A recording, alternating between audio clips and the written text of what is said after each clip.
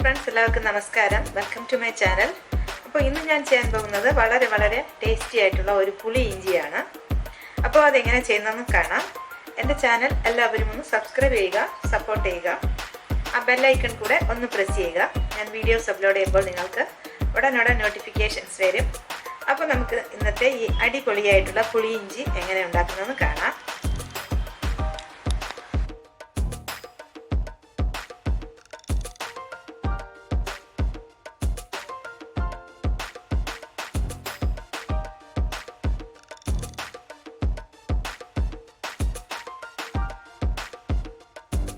ഇപ്പോൾ നമ്മളിന്ന് ഉണ്ടാക്കുന്നത് പുളി ഇഞ്ചിയാണ്. അതിന് നല്ല ഇഞ്ചി നല്ല ഇഞ്ചി നോക്കി സെലക്ട് ചെയ്ത് എടുക്കണം. എന്നിട്ട് നമ്മൾ ഇങ്ങനെ തൊലി ചുരണ്ടിക്കളയണം.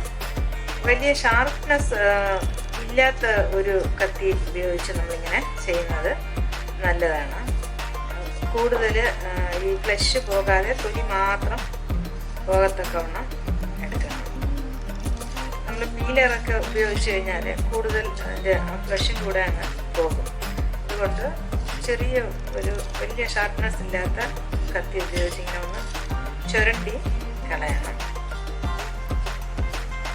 തൊലി മാത്രം പോകണം, ഫ്ലഷ് പോകാൻ പാടില്ല.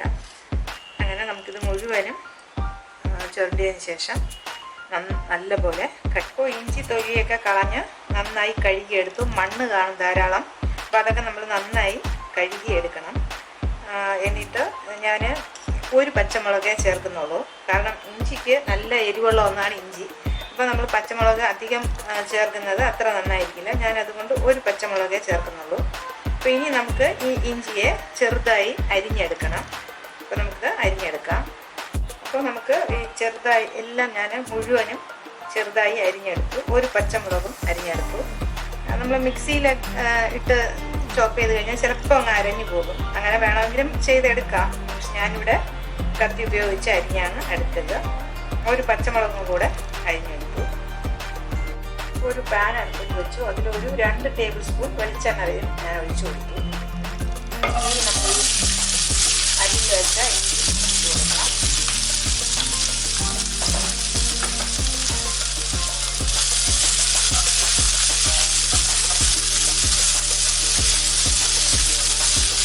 നന്നായി നമുക്കൊന്ന് വറുത്തെടുക്കാം.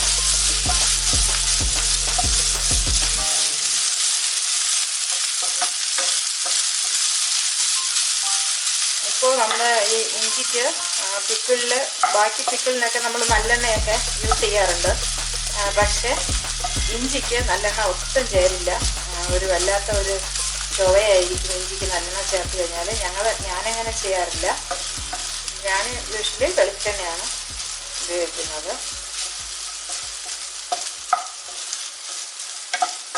ബാക്കി നമ്മൾ നാരങ്ങ നെല്ലിക്കയൊക്കെ വയ്ക്കുമ്പോൾ നമ്മൾ നല്ലെണ്ണയൊക്കെ ചേർത്ത് കൊടുക്കാറുണ്ട്. അപ്പോൾ ഇനി നിങ്ങൾ സൺഫ്ലവർ ഓയിലാണ് നിങ്ങൾ യൂസ് ചെയ്യണമെങ്കിൽ അത് ചേർത്താലും കുഴപ്പമില്ല. പക്ഷെ നല്ലെണ്ണ ഇതിന് അത്ര യോജിക്കില്ല. അപ്പോൾ ഞാൻ വെളിച്ചെണ്ണയാണ്. ഈ ഇഞ്ചിക്കറി ഒരു നാടൻ രീതിയിൽ വേണമെങ്കിൽ നമുക്ക് പുളി ഇഞ്ചി വെളിച്ചെണ്ണ ഉപയോഗിച്ച് വയ്ക്കുന്നതാണ് എപ്പോഴും നല്ലത്. അപ്പോൾ ഇനി ഇത് നമുക്ക് നല്ലപോലെ ഒന്ന് ബ്രൗൺ ആകുന്നത് വരെ ഒന്ന് വഴറ്റിയെടുക്കാം. ഇനി അത് ഒന്ന് വഴണ്ട് വരുന്ന സമയം കൊണ്ട് നമുക്ക് ഈ പുളി വലിയ ഒരു നാരങ്ങയുടെ വലിപ്പത്തിലുള്ള പുളി എടുത്തിട്ടുണ്ട്. അത് നമുക്ക് വെള്ളത്തിലൊന്ന് കുതിരാൻ വയ്ക്കാം. നല്ല കറുത്ത പുളിയാണ് ഞാനിവിടെ ഉപയോഗിക്കുന്നത്. അത് നമ്മുടെ ഈ പുളിയിഞ്ചി നല്ല ഒരു കളറും ടേസ്റ്റും ഒക്കെ വരാൻ നന്നായിരിക്കും. പക്ഷെ പുതിയ പുളി ഉപയോഗിക്കുമ്പോൾ നമുക്ക് അത്ര ആ ഒരു കളറൊന്നും കിട്ടില്ല. നിങ്ങളുടെ കയ്യിൽ ഈ പഴയ പുളി, സാധാരണ വാളം പുളിയാണ്, അത് കുറേ പഴകി വരുമ്പോൾ നല്ല ഈ ഒരു ബ്ലാക്ക് കളർ കിട്ടും. അത് കിട്ടുമെങ്കിൽ അതാണ് നമ്മുടെ ഈ പുളിയിഞ്ചിക്ക് ഏറ്റവും ബെസ്റ്റ്. അപ്പോൾ ഇതൊന്ന് വെള്ളത്തിൽ കുതിരാൻ വയ്ക്കാം.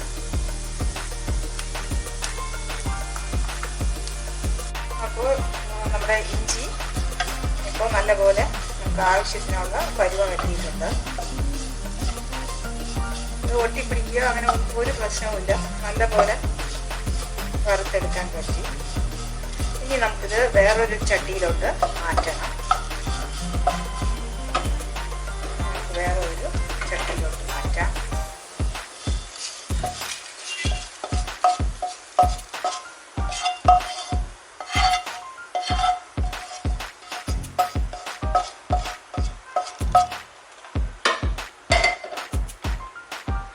ഇനി നമുക്ക് ആദ്യത്തെ പാനിലോട്ട് തന്നെ ഒരു 2 ടേബിൾ സ്പൂൺ വെളിച്ചെണ്ണ ഒഴിച്ചു കൊടുത്തു. അതിൽ ഒരു 1/2 ടീസ്പൂൺ കടുകിട്ട് കൊടുക്കാം. ഒരു 1/2 ടീസ്പൂൺ ഉലുവ,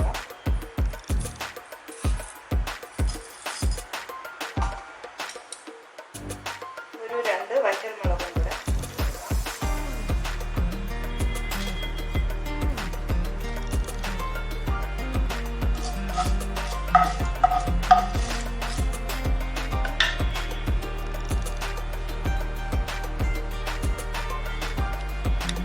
ഉലുവയും കടുകും ഒക്കെ പൊട്ടി നമുക്ക് തീ ഒന്ന് ഓഫ് ചെയ്ത് കൊടുക്കാം.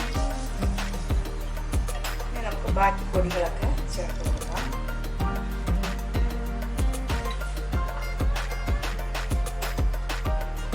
ഒരു 1/4 ടീസ്പൂൺ മഞ്ഞൾപ്പൊടി,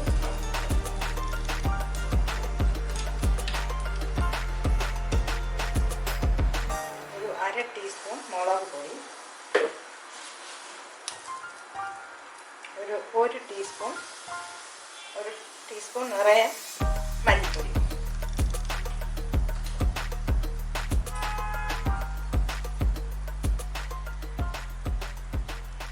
പിന്നെ ഒരു 1/2 ടീസ്പൂൺ കായപ്പൊടി,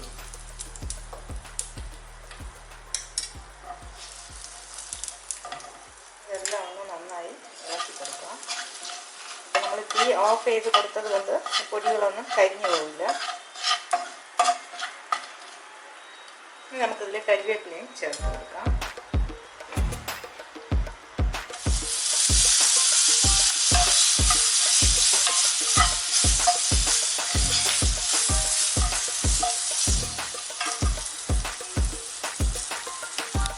ഇപ്പോൾ നമ്മൾ റെഡിയാക്കി വെച്ചിരുന്ന ഇഞ്ചിയിലോട്ട് ഇപ്പോൾ നമ്മൾ റെഡിയാക്കിയ ഈ പൊടികൾ ചേർത്ത് കൊടുത്തു. ഇനി നമ്മൾ അതിൽ വെള്ളം ചേർത്ത് കൊടുക്കാം.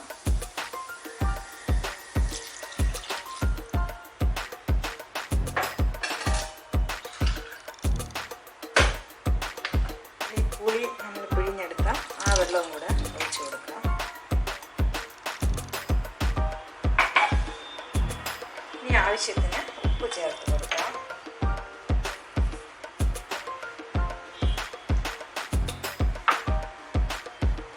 ഇപ്പോൾ നമ്മൾ എല്ലാം മിക്സ് ചെയ്തെടുത്തു.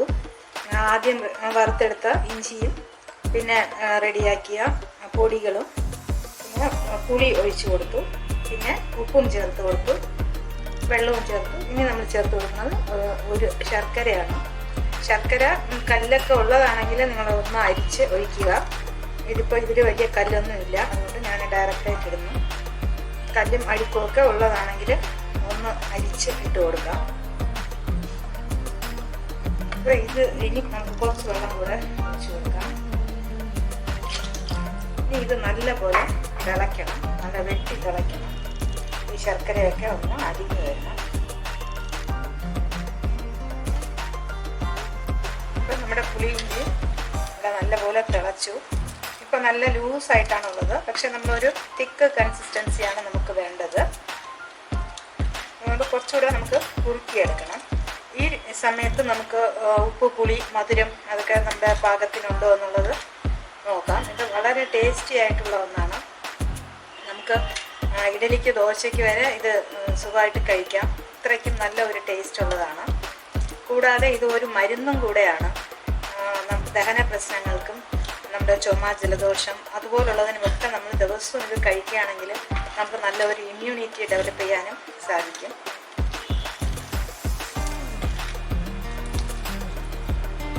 നല്ലപോലെ ഒന്ന് കുറുക്കിയെടുക്കണം.